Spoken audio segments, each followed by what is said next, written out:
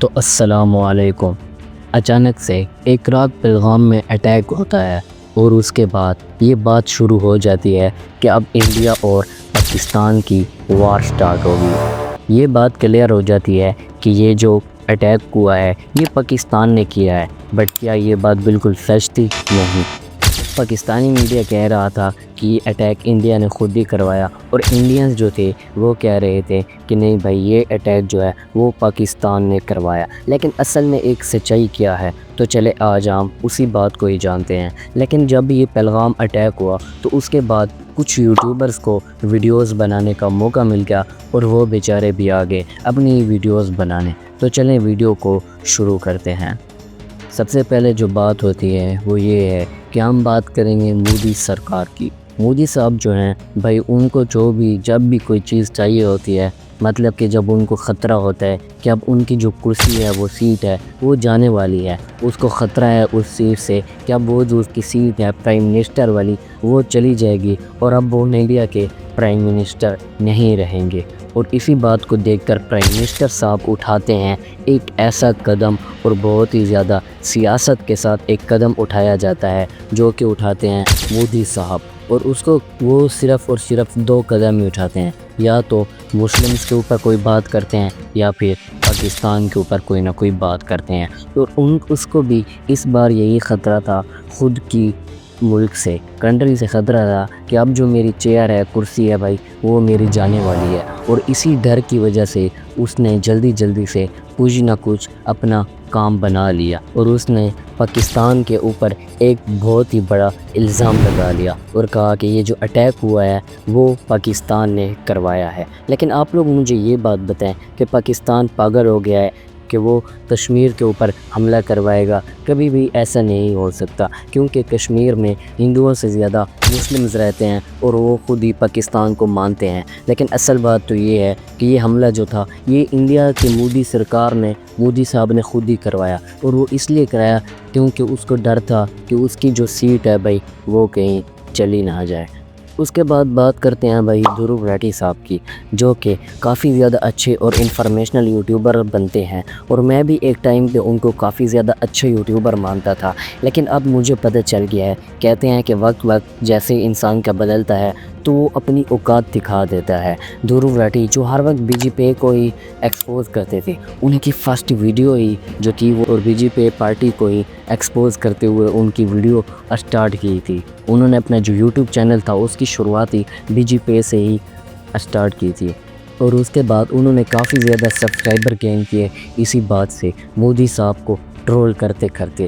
اور میں سمجھتا تھا کہ دھرو راٹھی کے ساتھ بہت ہی انفارمیشن ہے، بہت ہی زیادہ نالجیبل بندہ ہے، بٹ بات تو افسوس تب ہوا جب انہوں نے ایک اور ویڈیو ڈالی سیز فائر کے نام سے، اور اس کے اندر انہوں نے کہا کہ پاکستان ہے یہ ٹرسٹ کے قابل نہیں ہے۔ بھائی ہمیں تم لوگ کون سا بتاؤ کہ تم لوگ کون سے ٹرسٹ کے قابل ہو؟ تمہارے لوگ انڈیا میں اگر کوئی ٹورسٹ آتے ہیں تو آپ ان کے ساتھ ایک ایسا برا سلوک کرتے ہو کہ وہ کبھی دوبارہ آنا ہی نہیں چاہتے، اور جب وہی ٹورسٹ پاکستان آتے ہیں تو ان کو اتنا زیادہ مزہ آتا ہے کہ وہ کہتے ہیں کہ ہم لوگ تو اپنا واپس گھر جانا ہی نہیں چاہتے، اور ہم لوگ ان کو ایسی اچھی اور ان کی ایسی مہمان نوازی کرتے ہیں کہ وہ پوری دنیا میں ہمیشہ یاد رکھتے ہیں۔ لیکن انڈیا کی بات کی جائے تو وہاں پر ان کو صرف اور صرف ذلیل کیا جاتا ہے۔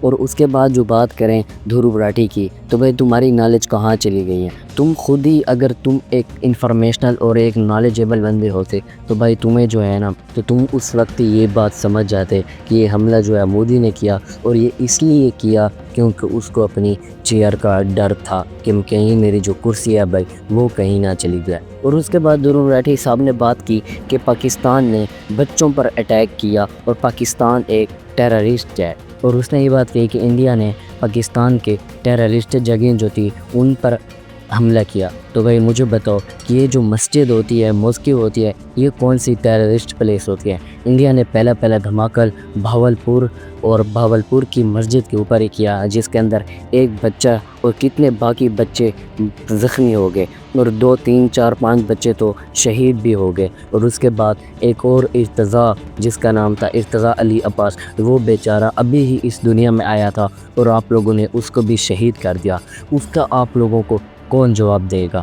اور اس کے بعد وہ کہتے ہیں کہ پاکستان کی جو ملٹری ہے نا بھائی وہ بھی ایک ٹیررسٹ ہے۔ پاکستان کی ملٹری پر بولنے سے پہلے 1000 بار سوچ لیا کیا کرو، کیونکہ پاکستان کی جو ملٹری ہے نا بھائی وہ کسی کو بھی اٹھوا سکتی ہے، چاہے کیونکہ جب انہوں نے پوری دنیا کے پاورفل مین عمران خان کو ہی اٹھوا لیا تو بھائی درور ریڈی صاحب تم کچھ بھی نہیں ہو۔ تو آئندہ ایسی بات کرنے سے پہلے 1000 بار سوچنا، اور مجھے تو ڈر ہے کہ کیا تمہاری کوئی نیکسٹ ویڈیو آئے گی بھی یا نہیں، کیونکہ مجھے تو ڈر ہے کہ تمہیں پاکستان کی ملٹری پولیس ہی کہیں اٹھا نہ لے۔ خیر اس کے بعد اب ہم بات کرتے ہیں کہ انڈیا کے خود ہی یوٹیوبر جو ہیں بھائی وہ ہار مان چکے ہیں اور کہہ رہے ہیں کہ پاکستان جو ہے بھائی وہ جیت چکا ہے، پاکستان اصل میں یہ وار جیت گیا۔ خود ہی وہ ان کا اپنے انڈیا کے جیٹس کا مذاق اڑا رہے ہیں۔ پاکستان نے انڈیا کے وہ جیٹس گرا دیے جنہوں نے ابھی تک ان کی قیمت ہی پوری نہیں دی تھی، اور ایسے پاکستان کے پائلٹس جو ہیں انہوں نے ایسے جیٹس کو چلایا کہ پوری کی پوری دنیا جو ہے بھائی وہ حیران ہو گئی، اور وہ ایسے چلا رہے ہیں کہ جیسے کوئی گاڑی پر ڈرفٹنگ کر رہا۔ اور آپ لوگ بات کرتے ہو پاکستان سے جنگ کرنے کی، تو میری بات سنو، پاکستان کے جو لوگ ہیں نا وہ چاہے بچہ ہو یا بوڑھا آدمی ہو، وہ اپنے اندر دل میں ایک جنگ کا جذبہ رکھتا ہے، اور یہ لوگ کبھی موت سے نہیں ڈرتے۔